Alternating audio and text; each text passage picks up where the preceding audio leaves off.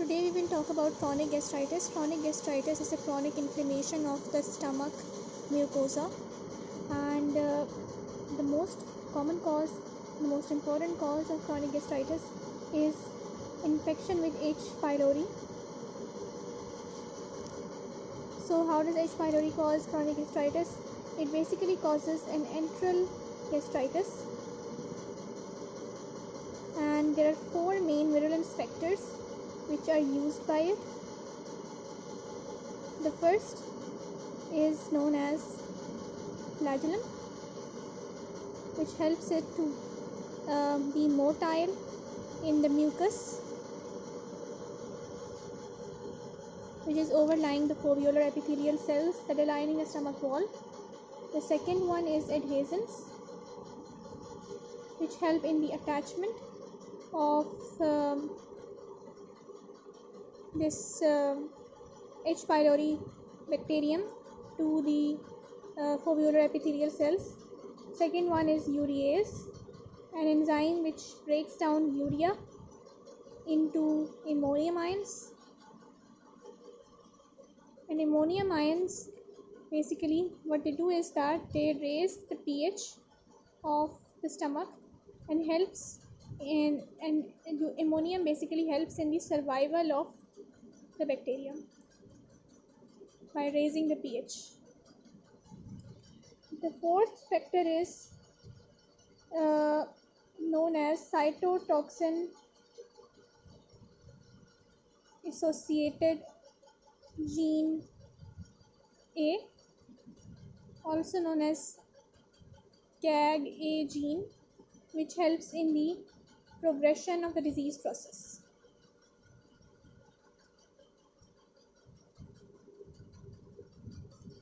Apart from these virulence factors, what we need to understand is that when there is enteral gastritis, there is basically what happens is that there is enteral gastritis, and this is accompanied with an increased secretion of gastric acid. It is said that there is increased release of gastrin, but there is no gastrinemia. As we know that the antrum of the stomach is rich in G cells, and these G cells secrete gastrin. So gastrin in turn stimulates gastric acid secretion by the parietal cells. But it is noted that in chronic gastritis caused by H. pylori, there is no or very less hypergastrinemia. But having said that, there is increased gastric acid secretion, which is most probably due to the fact that there is inflammation in the antrum, and due to inflammation of the antrum, there is increased release of gastrin, which will promote increased secretion of acid from the parietal cells. Okay, this is the main pathophysiology of chronic gastritis. One more thing is that if this enteral gastritis remains confined to the antrum, it will mainly cause duodenal ulcers. Okay, but if the disease gets prolonged and it also involves the body and fundus of the stomach, that is, it is involving the oxyntic mucosa, then what is observed is that there is gradual atrophy of the oxyntic mucosa, which is quite patchy. Right? There will be some areas which will have atrophic glands and some areas which will be normal in appearance. So there will be a reduction in parietal cells,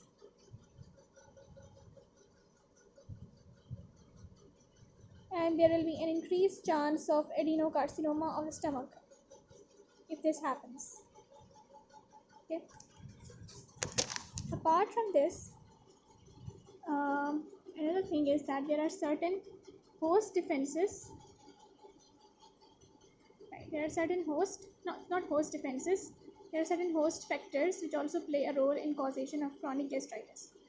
The first is basically there are certain genetic polymorphisms. There are certain genetic polymorphisms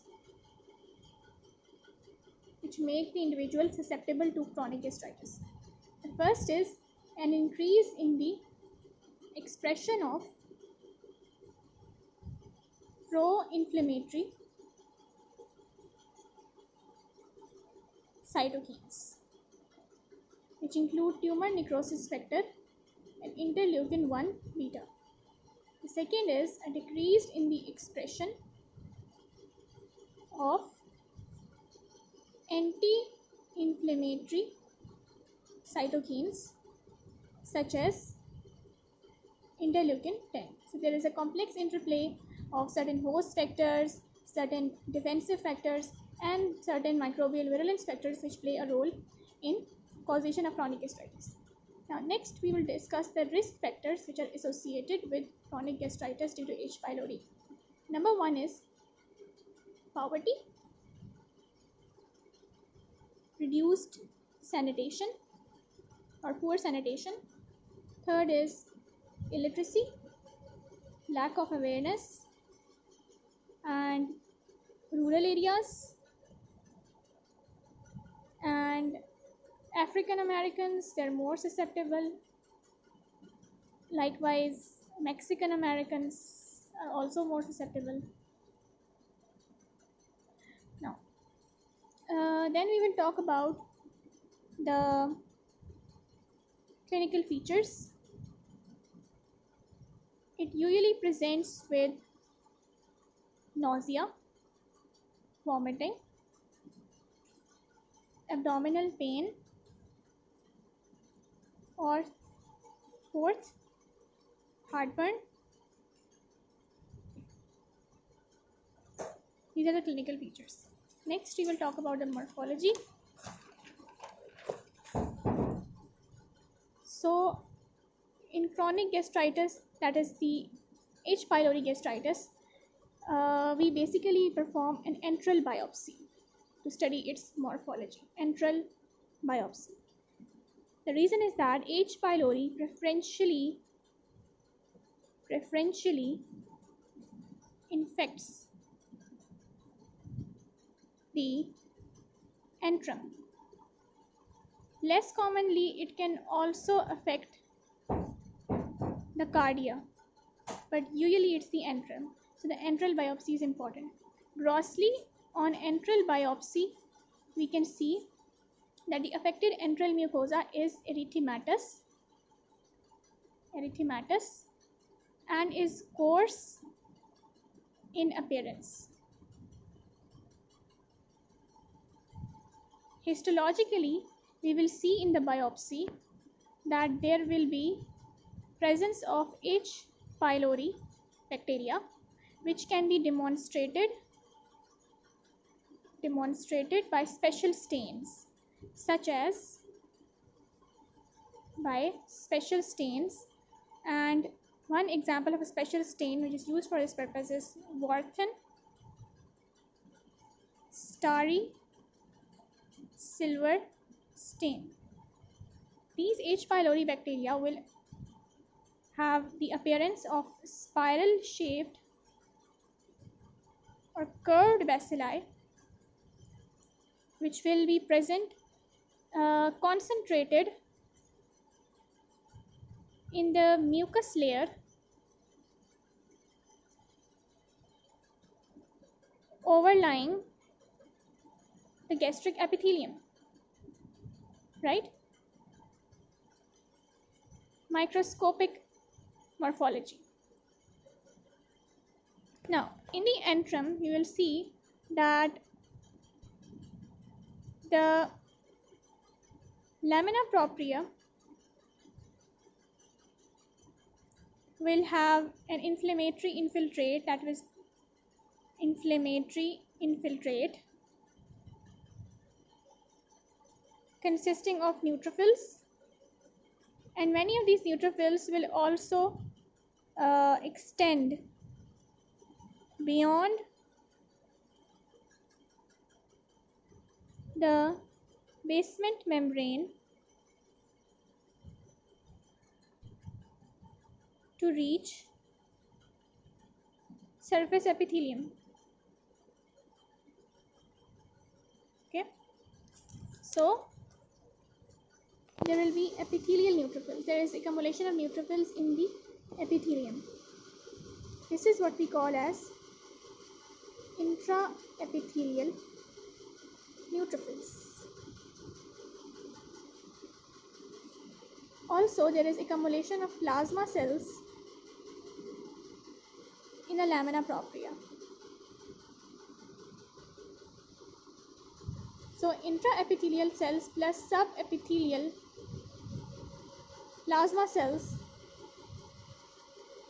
are an important feature of H. pylori associated gastritis.